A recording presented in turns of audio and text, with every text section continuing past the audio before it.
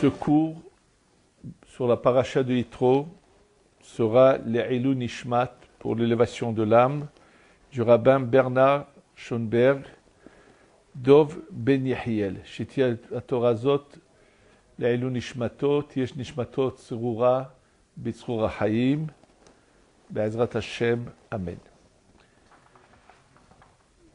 On lit dans la paracha de Yitro cet événement qui est Aseret Adibrot, les 10 commandements que le Ham Israël, dans son ensemble au total, entendent.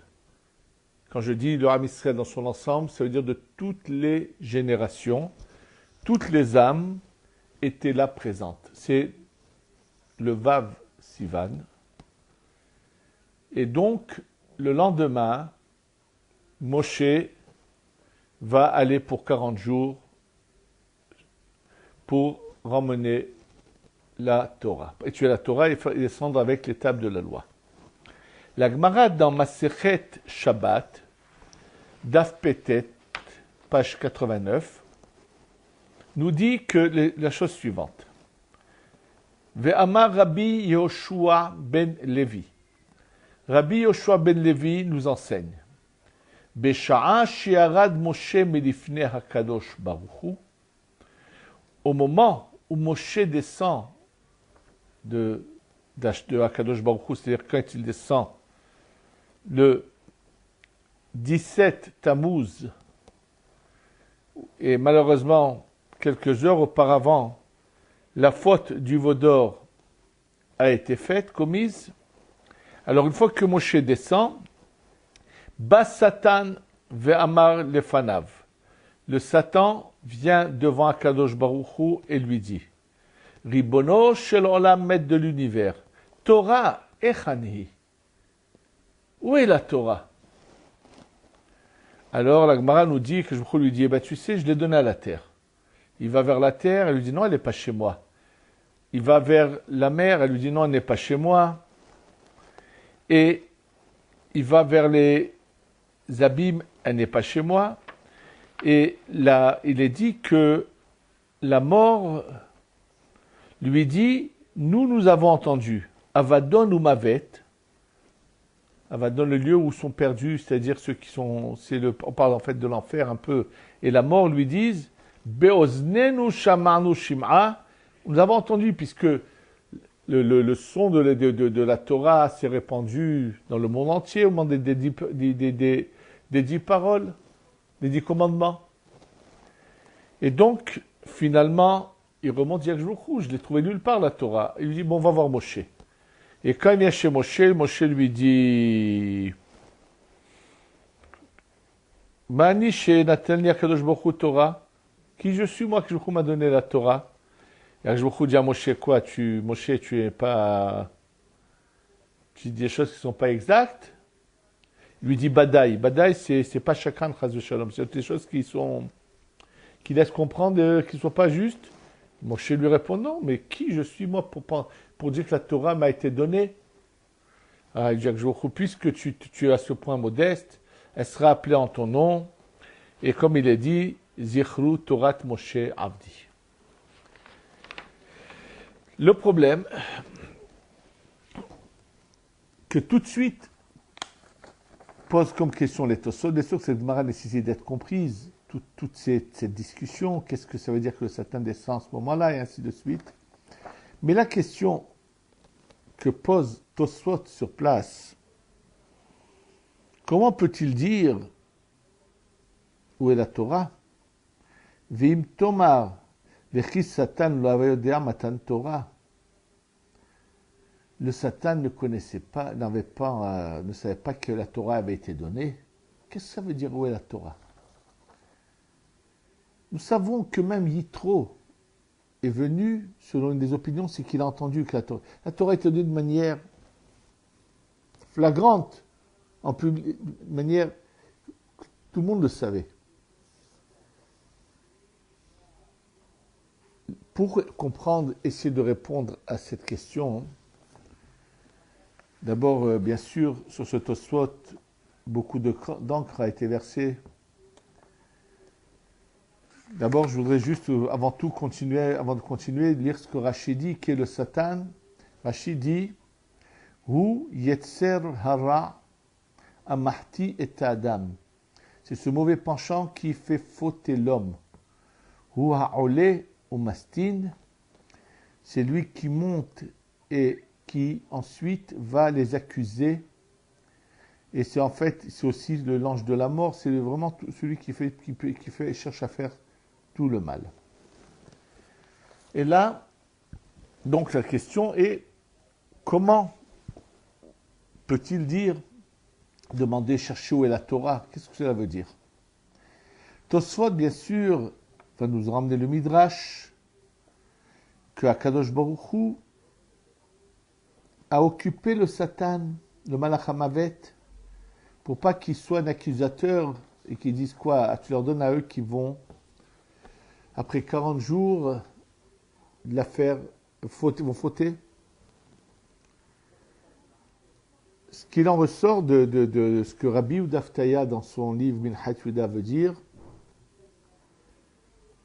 c'est que, en fait, tout ce qu'il faut savoir une chose, que ce qui donne la vie à tout ce qu'il y a dans le monde qui est vie, cette vie n'existe que grâce aux parcelles de lumière divine qui sont dans ces choses-là. C'est-à-dire que sans ces parcelles divines, rien ne peut exister.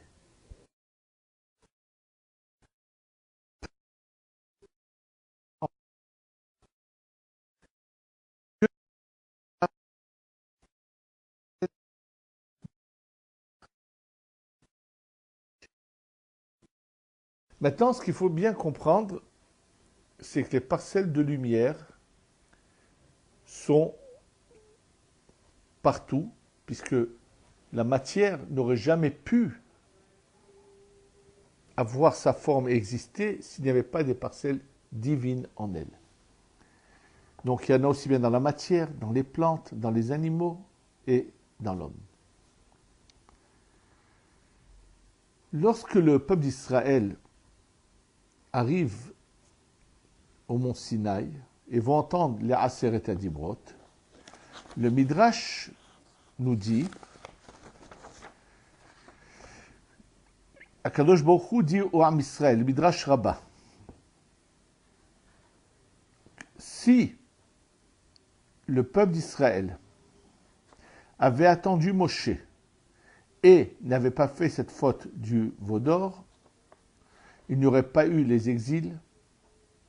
Velo malach hamavet sholet bahem.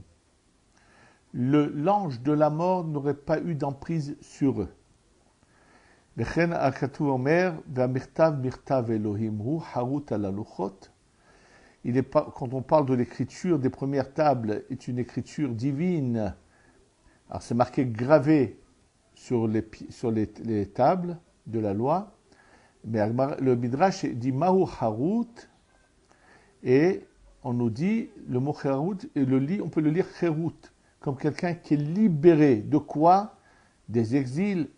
Ça, c'est l'opinion de Rabbi Yehuda. Rabbi Nehemiah dit Herut mimalach hamavet, complètement libéré du malach hamavet, et ainsi de suite. Malheureusement, les choses sont revenues. Et là, Kadosh Baruch Hu va comparer leur attitude à celle de Adam Arishon. Alors, bien sûr, pour comprendre, pour faire un peu et comprendre un peu tout cela, que ce soit un peu plus clair, lorsque ce cycle dans lequel nous vivons, ce qui nous concerne, nous doit se déclencher, il se passe un événement, c'est que des parcelles de lumière sont éparpillées. C'est-à-dire que le monde est créé d'emblée imparfait pour laisser à l'homme la possibilité ou de le parfaire, ou au contraire d'aggraver la situation. Puisque c'est un monde imparfait où Dieu commence à faire la base de la réparation et nous laisse à nous ou de compléter ce travail ou de revenir en arrière. Et Adam Arishon, comme pose la question, donc d'abord je voudrais avant de dire en deux mots ce que dit le Rabbi Daftaya. Rabbi Daftaya nous dit, vous savez, au moment où ils sont devant le mont Sinaï, ça veut dire que l'ange de la mort ne peut plus avoir d'emprise sur eux, c'est que toutes les âmes du peuple d'Israël sont là présentes, toute la force de cet ange est retirée de lui puisque les âmes sont présentes et ont écouté les 10 commandements de Dieu, et donc il est comme quelqu'un qui serait dans le coma, et après la faute du veau d'or, il se réveille, il dit mais où est la Torah? Ça c'est plus ou moins ce que dit Rabbi Daftaya. Juste que j'ai plusieurs questions sur ces paroles, et pour, entre autres, une des questions toute simple, c'est que Rashi, même dans cette Gemara de Masechet Shabbat, quand il explique l'erreur du peuple d'Israël, comment se fait-il qu'ils ont fait le veau d'or, il explique qu'eux, ils se sont trompés dans le calcul. Moshe est monté le 7 Sivan, il leur a dit 40 jours, c'est 40 jours avec leur nuit, donc le 7 Sivan ne fait pas partie du compte. Et donc, quand il voit le 16 Tammuz que Moshe n'est toujours pas là, alors, qu'est-ce qui se passe? Il explique que le Satan a assombri le monde et il leur a montré comme si c'était les ténèbres étaient là, pour leur faire croire que Moshe est mort. Or, par rapport à ce que vient de dire Rabbi Daftaya, il y a une contradiction. S'il est dans le coma, comment peut-il agir ainsi? Deuxième question, c'est que nous savons que pendant les 40 jours que Moshe est là-haut, le Satan, qui est l'ange de la mort également, va lui donner un cadeau, va lui enseigner le secret de la Kétoret, que ça peut arrêter les épidémies. Donc il est là présent. Donc tout ça nécessite bien sûr d'être compris et d'approfondir les choses. Pour bien comprendre cela, je voudrais ramener la question que pose Rabbi Haïm de Volozhin, le Talmid du Gaon Mevilna, dans ses livres Sifrei Shachayim. Et la question est très toute simple. Nous savons que l'homme, avant, bien sûr, d'avoir fauté, il n'est pas là sur le globe terrestre. Il est dans le Gan Eden. Il n'y a pas en lui le Satan ni le Yetzer Hara. Comment a-t-il pu fauter? Répond Rabbi Haïm de Volozhin qu'effectivement, il n'était pas en lui, il était extérieur. Et c'est de l'extérieur qu'il a réussi à le faire trébucher. Et réellement, les paroles de Rabbi Haïm de Volozhin se sont explicites dans le Harizal.